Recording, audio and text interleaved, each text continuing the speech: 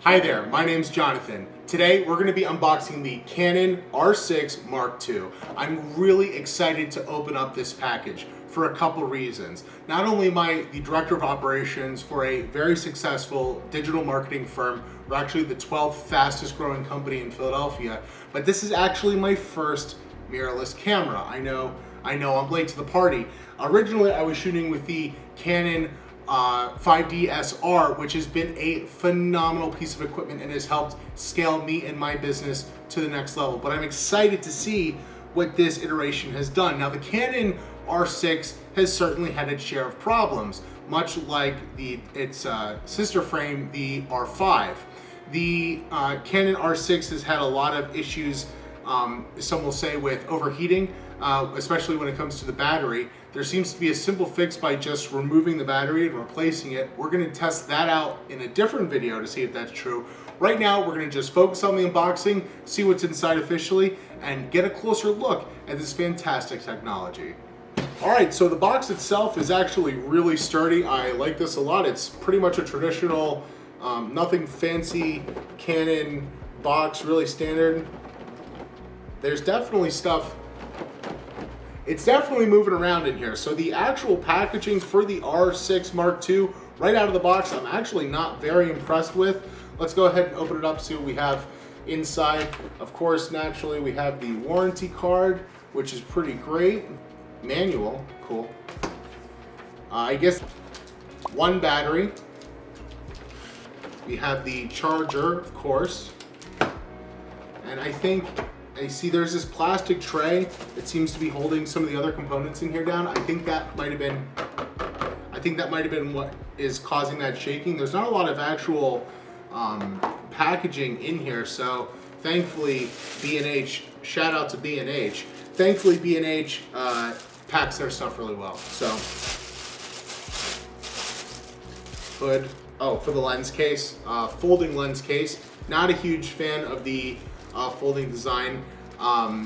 Definitely prefer a harder case, but this seems to be fairly decent construction. It's fairly well made, fairly well put together. I think Canon did a decent job here for what it is. So, lens case. Of course, the strap. I am surely not the only one who likes to collect these straps. I have my 5DSR, my original T7. I'm shooting this on a C100. So to say I'm a Canon fanboy is certainly an understatement, but I am always fond to pick up another belt. I have another plastic tray here. This seems to be kind of a common theme. They are definitely making all the noise in here. Ooh.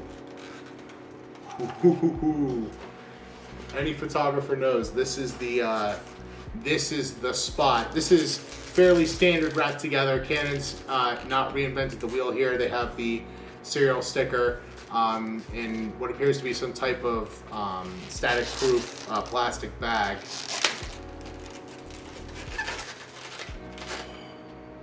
So good, so good. Is there anything like getting a new camera body? I don't think so. I really don't think so. Look at this. Wow. Wow, wow, wow. This is outstanding. First impressions are that I'm impressed. What I really... Wow. Yeah, I'm just going to take a second to take this in. Oh, gotta love that. Gotta love that. The buttons seem to have really good springy action. Nothing wrong with the build. Buttons seem to... everything comes around pretty good.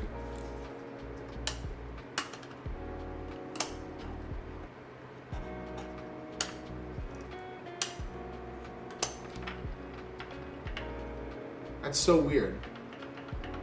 When I shake the camera, it rocks.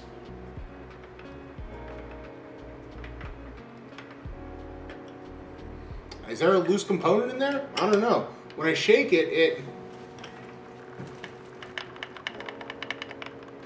what is that? I've never had a mirrorless camera before. Is that normal? Is it supposed to?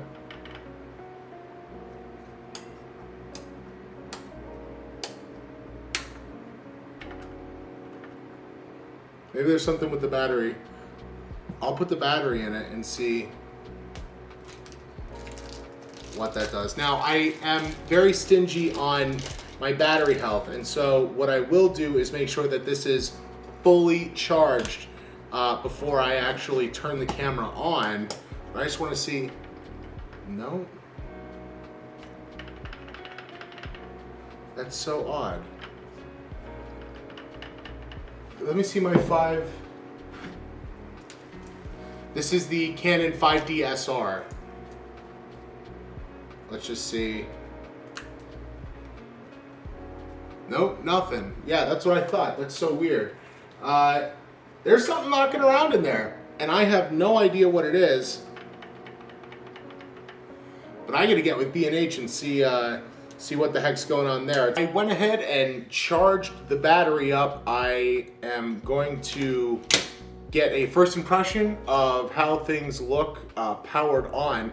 I went and I spoke with B&H, phenomenal company, and I spoke with their customer service. They mentioned that shaking on the inside is actually the internal image stabilization, that once the camera is powered on, that ideally that will stop the shaking. So that is really my biggest concern.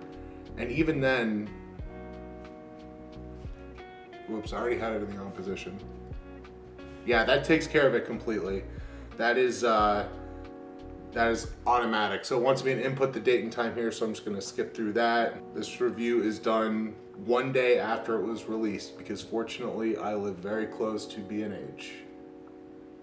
Alrighty, so looking now that I have the date and time and everything nice entered in, I can see the camera is focusing quite well.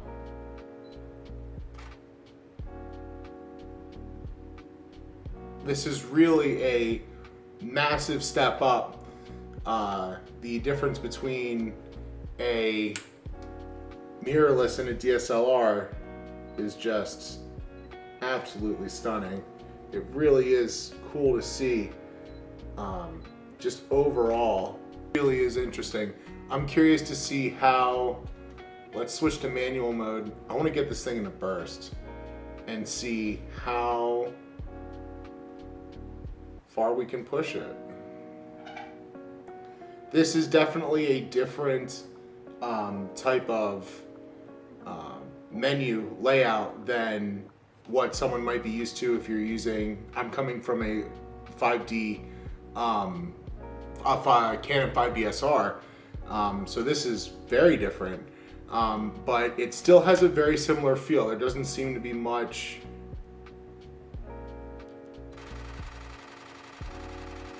wow. That's so cool.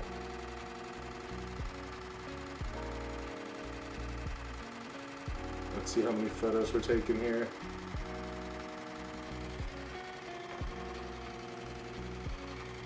Cool.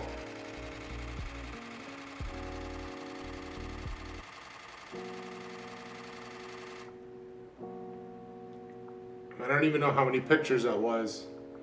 Yeah, shooting in RAW. That was high speed RAW in manual mode. Yeah, I'm fairly happy with what I got. I'll be honest with you.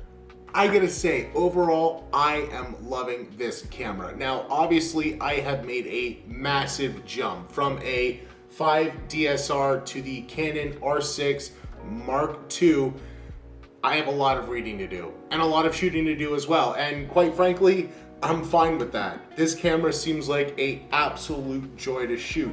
The menu's definitely different. Having a lot more functionality and features is definitely different.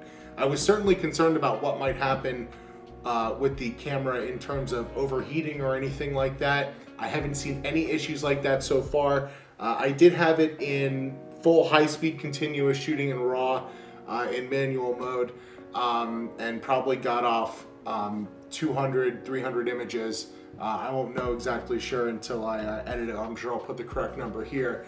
but it was fine. It didn't do anything that I wouldn't otherwise expecting it. Fiddling around with it, it really seems like good build quality. My initial concerns about the jumping around inside the camera, again, is just the image stabilizer. And I was assured by B&H customer service that this is normal, this is not something to worry about in regards to anything that might damage the camera regarding, you know, regular handling or anything like that. So, a final note on the unboxing. I suppose this is part 3, the final part of my unboxing video.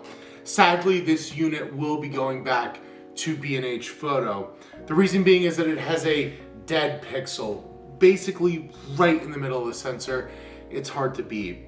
Now, this is really disappointing. The R6 has obviously had a fairly troubled history so far, mainly revolving around overheating of the sensor, sometimes in relation to the battery. This is really not what I was expecting. And frankly, I'm disappointed in Canon with compared to the amount of money that we, the loyal Canon, you know, consumers are paying. You expect a higher quality product. You expect not cheap packaging. You expect not dead pixels. You expect just more.